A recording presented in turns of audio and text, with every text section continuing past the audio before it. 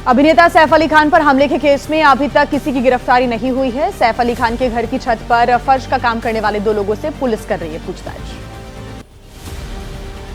सैफ अली खान पर हुए हमले के आरोपियों की तलाश में जुटी पुलिस। एक आरोपी की पहचान का दावा। पुलिस ने जांच के लिए बनाई 20 टीम्स, सभी को सौंपा गया अलग अलग काम। मुंबई पुलिस का शक, हमलावर को सैफ अली खान जिस बिल्डिंग में रहते हैं उसकी पूरी जानकारी। सैफ अली खान के घर तक पहुंचने के लिए सीढ़ियों और शाफ्ट का इस्तेमाल हुआ। सैफ की बिल्डिंग में लगे सीसीटीवी में रिकॉर्ड आरोपी को लेकर पुलिस सूत्रों का दावा। सिर्फ 6ठे फ्लोर पर कैमरे में रिकॉर्ड हुआ आरोपी। बड़ा सवाल, सैफ के घर तक या फिर नीचे उतरने में क्या शाफ्ट का किया इस्तेमाल। सैफ अली खान का इलाज करने वाले डॉक्टर एबीपी न्यूज से बोले, हमले में बाल बाल बचे सैफ, पैरालिसिस का हो सकता था खतरा, जल्द मिलेगी अस्पताल से छुट्टी। सैफ अली खान पर हमला क्यों हुआ, इसको लेकर रहस्य बरकरार। आज सैफ अली खान से पूछताछ कर सकती है पुलिस। नौकरानी ने कहा था हमलावर ने की थी 1 करोड़ रुपए की मांग। सैफ अली खान की पत्नी करीना कपूर खान का बयान, परिवार के लिए चुनौतीपूर्ण दिन, कठिन समय से गुजर रहा है परिवार, हमारी निजता का ध्यान रखे मीडिया, सहयोग के लिए सबका शुक्रिया। सैफ पर हमले को लेकर शुरू हुआ हिंदू मुसलमान। महाराष्ट्र के मंत्री नितेश राणे बोले, सुप्रिया सुले को हिंदू एक्टर सुशांत की हत्या की नहीं थी चिंता, लेकिन आर्यन खान और सैफ अली खान को लेकर हैं चिंतित। दिल्ली चुनाव में सैफ पर हुए हमले को लेकर राजनीति भी हो रही है। केजरीवाल बोले, सेलिब्रिटीज का ये हाल तो आम जनता का क्या होगा, सुरक्षा देने में नाकाम तो बीजेपी सरकार दे दे इस्तीफा। महाराष्ट्र के मुख्यमंत्री देवेंद्र फडणवीस बोले, मुंबई को असुरक्षित कहना ठीक नहीं, किस मंशा से हुआ है सैफ अली खान पर हमला, इसकी पुलिस कर रही है जांच, जल्द सुलझेगा केस। केंद्रीय कर्मचारियों के वेतन और पेंशन भत्तों में संशोधन के लिए केंद्र सरकार ने 8वें वेतन आयोग के गठन का फैसला लिया है। केंद्रीय मंत्री अश्विनी वैष्णव ने कहा, आयोग के चेयरमैन और सदस्यों की नियुक्ति की जल्द होगी। हिंडनबर्ग रिसर्च के बंद होने पर अदानी ग्रुप की आई प्रतिक्रिया। ग्रुप के सीएफओ जोगिशिंदर सिंह ने सोशल मीडिया पर किया पोस्ट, कहा कितने गाजी आए कितने गाजी गए।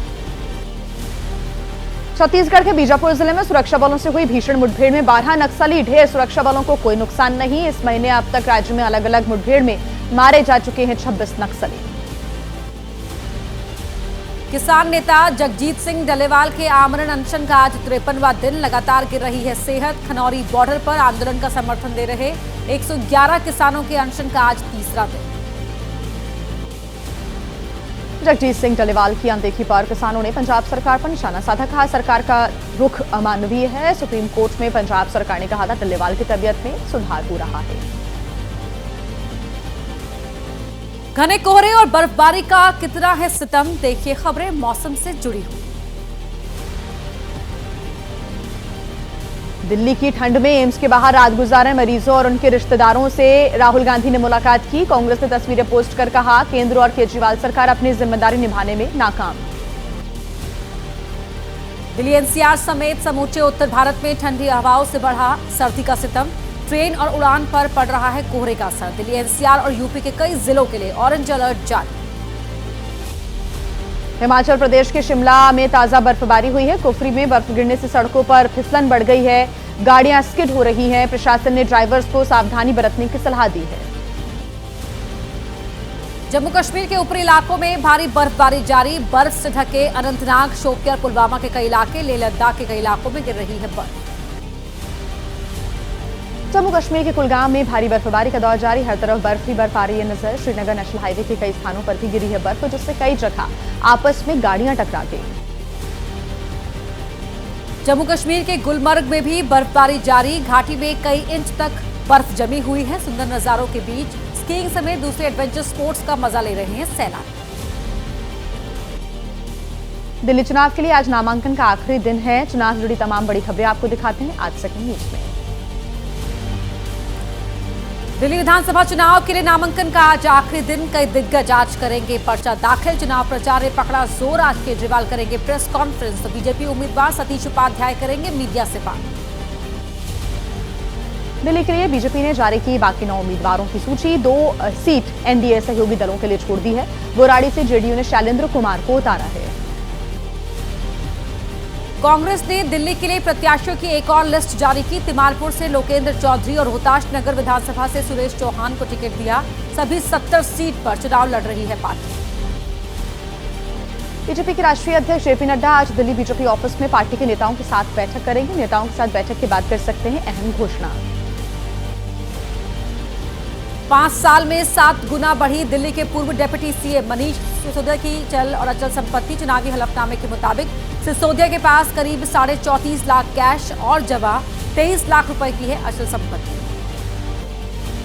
दिल्ली बीजेपी अध्यक्ष वीरेंद्र सचदेवा ने सवाल पूछा। अरविंद केजरीवाल खुद और अपने विधायकों की आय का स्रोत बताते हैं वेतन, तो कैसे उनकी 40% आय बढ़ गई।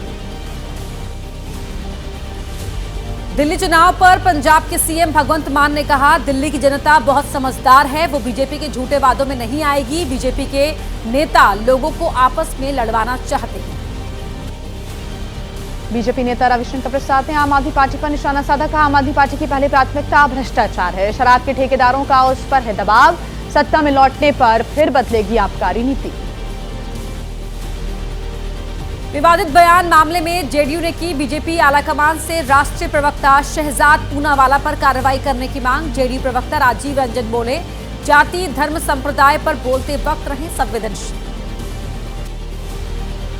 8वें वेतन आयोग के गठन के फैसले का दिल्ली बीजेपी ने स्वागत किया। सोशल मीडिया एक्स पर पोस्ट कर कहा, पीएम ने दी है बड़ी सौगात। दिल्ली के करीब 4 लाख सरकारी कर्मचारियों को मिलेगा इसका फायदा। 8वें वेतन आयोग के गठन की टाइमिंग पर कांग्रेस ने उठाए सवाल। पार्टी के नेता संदीप दीक्षित ने कहा, बीजेपी ने अपनी हार को बचाने के लिए किया फैसला। बीजेपी सरकार में महंगाई बेहिसाब है।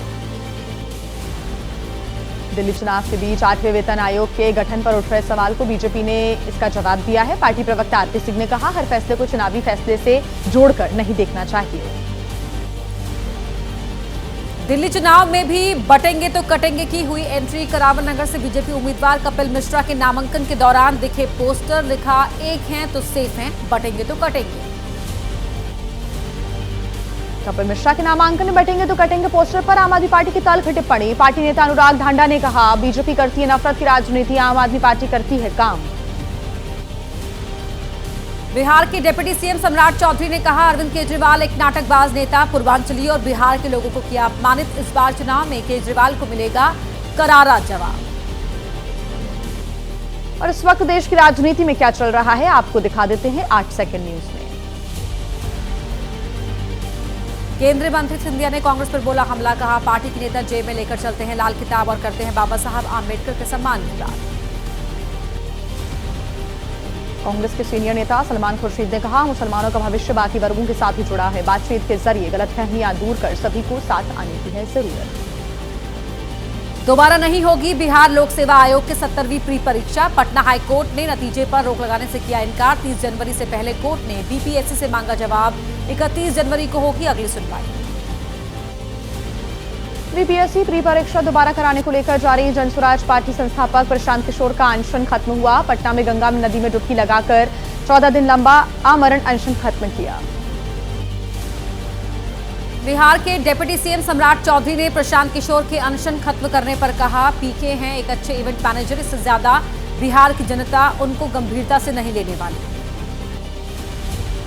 केंद्रीय मंत्री जीतन राम मांझी ने तेजस्वी यादव पर निशाना साधा। तेजस्वी ने नीतीश कुमार की यात्रा को कहा था दुर्गति यात्रा। मांझी बोले, तेजस्वी के पास कोई काम नहीं। पीएम मोदी शनिवार को 10 राज्यों और 2 केंद्र शासित प्रदेशों के 65 लाख लोगों को वितरित करेंगे संपत्ति कार्ड। स्वामित्व योजना के तहत 230 जिलों के लोगों की संपत्तियों का बनाया गया है रिकॉर्ड। आरएसएस प्रमुख मोहन भागवत के केरला दौरे का आज दूसरा दिन है। संगठनात्मक गतिविधियों के तहत 31 जनवरी तक केरल में रहेंगे मोहन भागवत। आज छात्र कार्यकर्ताओं से बातचीत करेंगे, उनको संबोधित करेंगे। इस साल गणतंत्र दिवस समारोह के मुख्य अतिथि होंगे इंडोनेशिया के राष्ट्रपति प्रबोवो सुबियांतो। 25 से 27 जनवरी तक रहेंगे दिल्ली के दौरे पर। दिल्ली में पीएम मोदी के साथ होगी द्विपक्षीय वार्ता।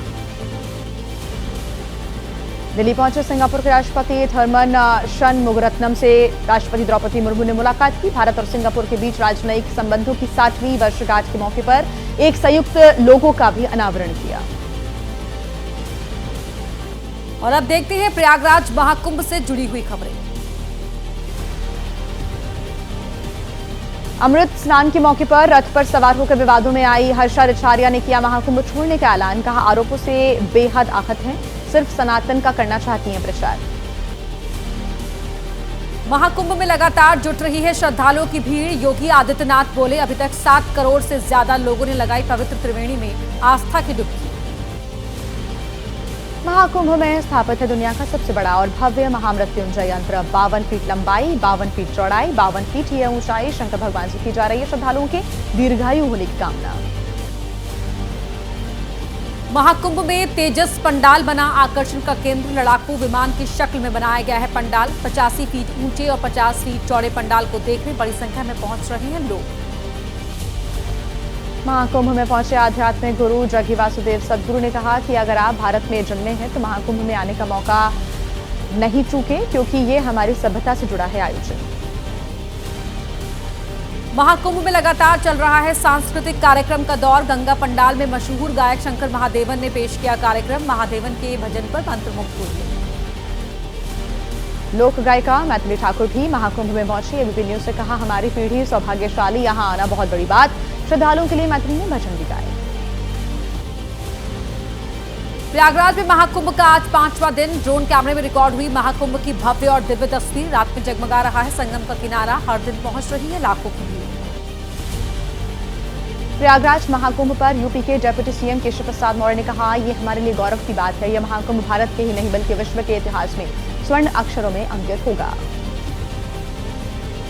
और आइए अब देख लेते हैं अलग अलग राज्यों की अहम खबरें तेज रफ्तार के साथ। प्रवर्तन निदेशालय ने डेयरी और आइसक्रीम सेक्टर की बड़ी कंपनी क्वालिटी लिमिटेड के पुराने प्रमोटर्स की 443 करोड़ रुपए की संपत्ति जब्त की। बैंक धोखाधड़ी के आरोप में दिल्ली, हरियाणा, पंजाब में कार्रवाई की गई। आय से अधिक संपत्ति मामले में बिहार पुल निर्माण निगम के प्रोजेक्ट इंजीनियर जंग बहादुर सिंह के ठिकानों पर निगरानी ब्यूरो की छापेमारी। पटना और बक्सर में छापेमारी। यूपी के हापुड़ की सड़कों पर रील बनाने के लिए युवाओं ने चलती कार पर स्टंट किया। वीडियो वायरल होने पर पुलिस ने कार्रवाई की। 17,000 का चालान काटा। कर्नाटक के बीदर शहर में बदमाशों ने दिन दहाड़े एक सनसनीखेज लूट को दिया अंजाम। एसबीआई के एटीएम कैश वैन पर किया हमला। बदमाश कैश लेकर हुए फरार। पुलिस कर रही है तलाश। राजस्थान के बांसवाड़ा में एक गोदाम में लगी भयानक आग। शॉर्ट सर्किट के चलते लगी आग। देखते देखते पूरा गोदाम जल गया। लाखों रुपए का सामान जलकर हुआ खाक। ओडिशा के सुंदरगढ़ जिले में राजगांगपुर में डालमिया सीमेंट फैक्ट्री में भीषण हादसा हो गया। स्टॉकिंग के दौरान कोयला हॉपर के ढह जाने से कई मजदूरों के फंसे होने की आशंका है। यूपी के संभल में जिला प्रशासन की टीम ने की कार्रवाई। पाठकपुर गांव में सरकारी जमीन पर बने मकानों को बुलडोजर से ध्वस्त करना शुरू किया। जम्मू कश्मीर के राजौरी के बद्दल इलाके में रहस्यमयी मौत का सिलसिला जारी है। कल एक और बच्चे की मौत हो गई। 15 लोग तोड़ चुके हैं अब तक दम। स्वास्थ्य मंत्री ने गांव में जाकर हालातों का जायजा लिया। असम सरकार ने लिया बड़ा फैसला। राज्य में स्वयं सहायता समूह की 27 लाख महिलाओं को देगी 80-80 हजार रुपए की आर्थिक मदद। 292 करोड़ रुपए की ग्रामीण परियोजनाओं को मिली मंजूरी। और आइए अब देखते हैं आज अदालतों में किन बड़े मामलों में होनी है अहम सुनवाई। 8 सेकंड न्यूज में। कथित शराब घोटाले में केजरीवाल को मिली जमानत पर आज अहम सुनवाई। अर्जी में प्रवर्तन निदेशालय ने किया है जमानत दिए जाने का विरोध। राहुल गांधी के आर्थिक आरक्षण पार्टी फंडी मामले में बरेली कोर्ट में आज सुनवाई होनी है। पिछली सुनवाई में राहुल गांधी के हाजिर नहीं होने पर कोर्ट ने नोटिस जारी कर दिया था। दिल्ली सरकार के कामकाज से संबंधित सीएजी रिपोर्ट्स का मामला। रिपोर्ट को विधानसभा में पेश करने पर हाईकोर्ट ने फैसला रखा सुरक्षित। कल दिल्ली सरकार ने पेश की अपनी दलील। पुलिस ऑफ वर्शिप एक्ट को लेकर कांग्रेस ने भी सुप्रीम कोर्ट में दाखिल की है याचिका। एक्ट को देश की धर्मनिरपेक्ष ढांचे के लिए बताया है बेहद जरूरी। इस मामले में लंबित कई याचिकाओं पर 17 फरवरी को होनी है सुनवाई। घरेलू हिंसा कानून 2006 को पूरी तरह लागू करने की मांग पर सुप्रीम कोर्ट आज करेगा सुनवाई। याचिकाकर्ताओं ने की है पीड़ित महिलाओं की शिकायत सुनने और कानूनी मदद देने की मांग।